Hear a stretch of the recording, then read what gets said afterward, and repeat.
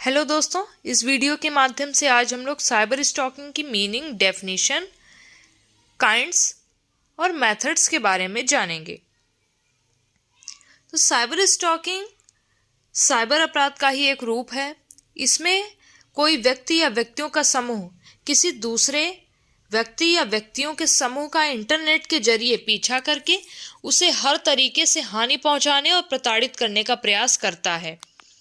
इस प्रकार से इंटरनेट के जरिए किसी व्यक्ति के क्रियाकलापों पर नजर रखना, उस पर मिथ्या दोषारोपण करना, उसे धमकी देना, उसकी अनन्यता को नुकसान पहुंचाना या चुरा लेना, उसके डेटा या उपकरण के साथ छेड़छाड़ करके उसे क्षतिग्रस्त करना, उसका दुरुपयोग करना, उसका लैंगिक उत्पीड़न करना आदि कार्य साइबर स्टॉकिंग के उदाहरण हैं।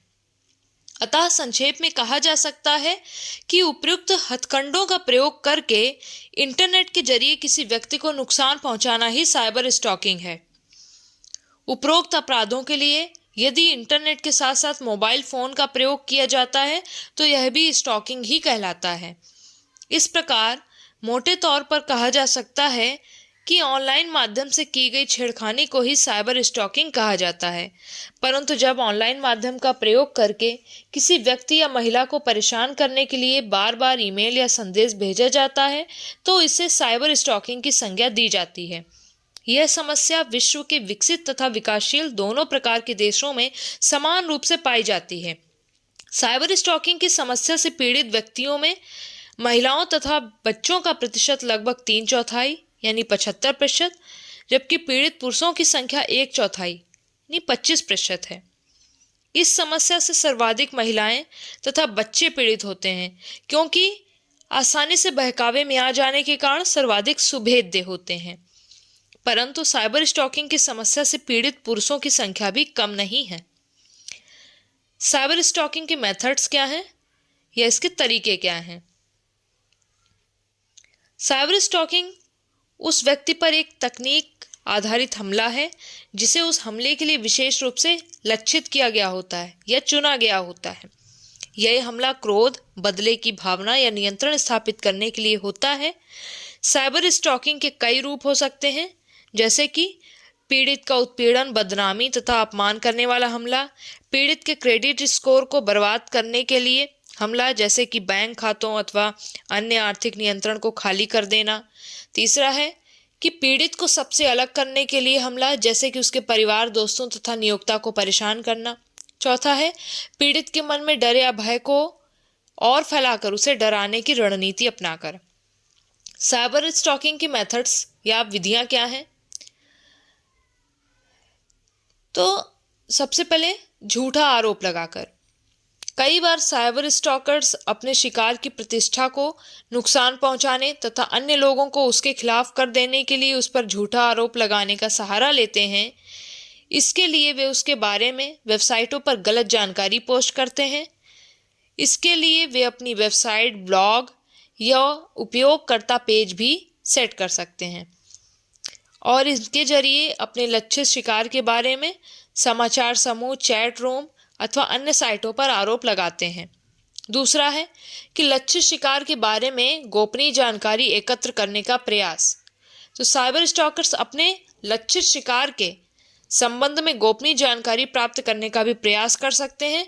इसके लिए वे अपने लक्षित शिकार के परिवार के सदस्यों, उसके दोस्तों तथा उसके कार्यस्थल के सहयोगियों से भी संपर्क कर सकते हैं।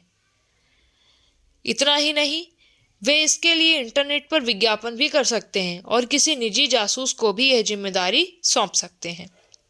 तीसरा है लक्षित शिकार की ऑनलाइन गतिविधियों की जानकारी प्राप्त करना।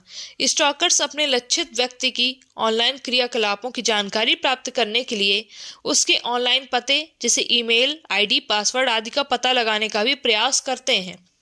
चौथा है लक्षित व्यक्ति के नाम से वस्तुओं या सेवाओं का ऑर्डर देना। अपने लक्षित शिकार को प्रताड़ित और बदनाम तथा संत्रस्त करने के लिए स्टॉकर विभिन्न वस्तुओं का ऑर्डर भी दे सकते हैं अथवा उसके नाम पर अश्लील विषय वस्तु वाली पत्र पत्रिकाओं की सदस्यता भी ले सकते हैं। इसमें पोर्नोग्राफी के लिए सदस्यता लेना या सेक्स टॉयज का ऑर्डर करना और उसे लक्षित शिकार के पते पर डिलीवर करवाना बहुतायत में शामिल होता है। इसका एकमात्र उद्देश्य लक्षित व्यक्ति को अपमानित और संत्रस्त करना होता है। 5वां है मानहानिकारक विषय वस्तु को पोस्ट करवाना। लक्षित शिकार को उकसाने तथा उससे कुछ प्रतिक्रिया करवाने के लिए स्टॉकर्स वेब पेज तथा संदेश बोर्डों का उपयोग करके उसके पास मानहानिकारक या शर्मिंदगी महसूस कराने वाले पोस्ट भी भेज सकते हैं। नंबर 6, डेटा तथा उपकरणों को शिकार बनाना। लक्षित व्यक्ति को आर्थिक नुकसान पहुंचाने के लिए स्टॉकर्स कंप्यूटर वायरस आदि के माध्यम से उसके कंप्यूटर सिस्टम को नुकसान पहुंचाने का प्रयास भी कर सकते हैं। 7वां है लक्षित व्यक्ति को परेशान करने के लिए दूसरों को प्रोत्साहित करना। लक्षित व्यक्ति का उत्पीड़न करने के लिए कई बार स्टॉकर्स अन्य लोगों को भी उसे परेशान करने के लिए प्रोत्साहित करते हैं। ऐसा करने के लिए अपने लक्षित शिकार का नाम, पता तथा टेलीफोन नंबर भी दूसरों को दे सकते हैं। 8वां है झूठी शिकायत करना। लक्षित व्यक्ति को परेशान और बदनाम करने के लिए कई बार स्टॉकर्स यह भी दावा कर सकते हैं कि उक्त व्यक्ति उसे परेशान कर रहा है। इस तरह की घटना साइबर स्टॉकिंग के अनेक मामलों में सामने आई है। 9वां है मिलने की व्यवस्था करवाना। कई बार स्टॉकर्स जो होते हैं युवा लोगों को भी अपने झांसे में लेकर जोखिम में डाल देते हैं। वे युवाओं को लक्षित व्यक्ति से मिलवाने का प्लान बनाते हैं और युवा जब मिलने पहुंचता है तो वहां कहानी कुछ और सामने आती है। साइबर स्टॉकिंग के प्रकार, types of cyber stalking. Cyber stalking मुख्यतः 3 प्रकार का होता है। वेबकैम अपहरण, कैट फिशिंग, सोशल मीडिया पर लोकेशन चेक इन तथा अवलोकन करना। वेबकैम अपहरण। साइबर स्टॉकिंग के इस प्रकार में साइबर स्टॉकर्स पीड़ित व्यक्ति की वेबसाइट को डाउनलोड करने के साथ फाइलों में मैलवेयर डालकर उसे संक्रमित करने का प्रयास करते हैं और बहुधा वे इसमें सफल भी रहते हैं। इस प्रकार वे पीड़ित के वेबकैम तक आसानी से पहुंचकर पीड़ित के वेबकैम का अपहरण कर लेते हैं। इसमें पीड़ित को सामान्यतः कुछ अजीब नहीं लगता और वह इस तरफ ध्यान नहीं देता। Cat fishing.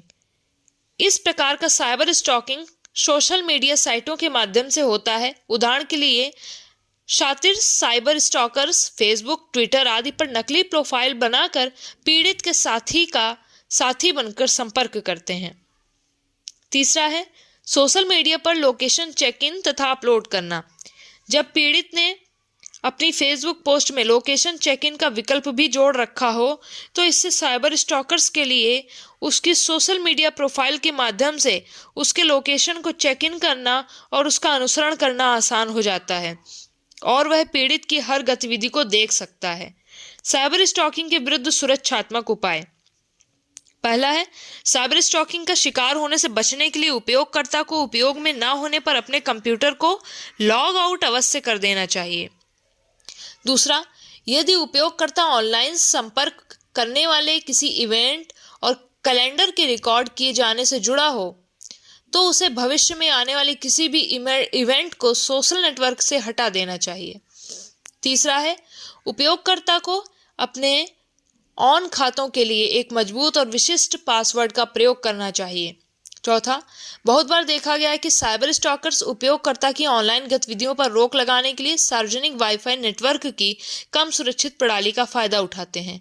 अतः उपयोगकर्ता को चाहिए कि वह किसी असुरक्षित सार्वजनिक वाईफाई से कनेक्ट होने पर ना तो कोई व्यक्तिगत ईमेल भेजे और ना ही अपनी कोई संवेदनशील जानकारी किसी से शेयर करे। 5वां है सोशल नेटवर्किंग साइटों द्वारा उपलब्ध करवाई जाने वाली गोपनीयता सेटिंग का जरूर उपयोग करें और सभी जानकारी को केवल अपने निकटतम मित्रों तक ही सीमित रखें। Thank you.